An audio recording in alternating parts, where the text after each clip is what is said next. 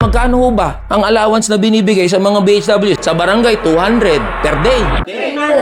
200 pesos per month. 50 per month. Slavery ho ang tawag nun, di ba? Diba? Walang fixed na benepisyo, wala lahat. Ilan po, pres, ang BHWs all throughout the Philippines? 277,000. Lagi na lang sinasabi, di ba? Mga bagong bayani. Maganda pakinggan. Yung isang paa nasa hukay. Pero hanggang sabi na lang na bayani. Di ba? Ang hirap naman yun, sasabihan tayo bayani pero hindi binibigay yung para sa atin. Yung health emergency allowance, ang dami pang unpaid, ang dami pang arrears para sa mga barangay health workers. Nasaan na yung proud sila lahat nung sinabi nung pandemya, di ba? Mga barangay health workers natin, talagang saludo kami sa inyo. Walang problema sumaludo. Walang problema sabihan yung bayani mga barangay health workers.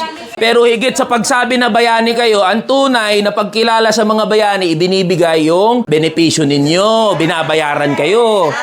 Yun ang tunay na pagiging pagkilala sa inyo bilang bayani. Madalas nyo maririnig sa lahat ng forum, frontline service, importante ang barangay health workers. Pero pagkilala ng batas, ang labo. Wala namang malinaw na employee-employer. Anong status nyo bilang manggagawa? Malinaw ba yun? Volunteer. So walang fixed. Diba? Walang fixed na benepisyo. Wala lahat. Parang manggagawang JO at COS. Maswerte kung yung ibang LGUs, inaalagaan yung mga barangay health workers. Pero hindi naman totoo yan sa lahat ng BHW sa buong Pilipinas. Maraming mga BHWs natin naiiwanan hanggang ngayon. Walang benepisyo, umaasa na lang sa gagarampot na allowance na ibibigay ho sa inyo. Magkano ho ba ang allowance na binibigay sa mga BHWs? Hindi naman fixed ho, di ba? Sa barangay, 200 per day.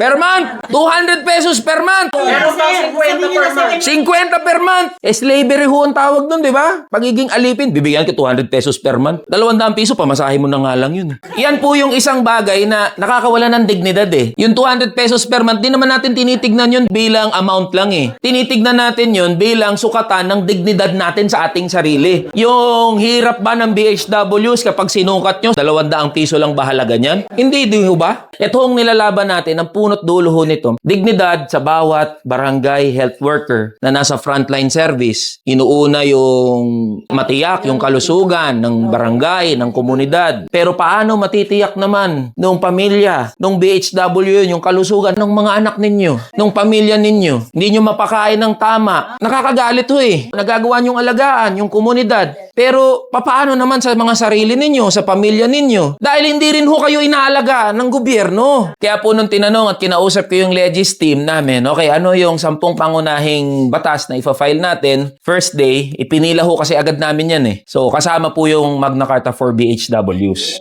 Tara na, kamanggagawa.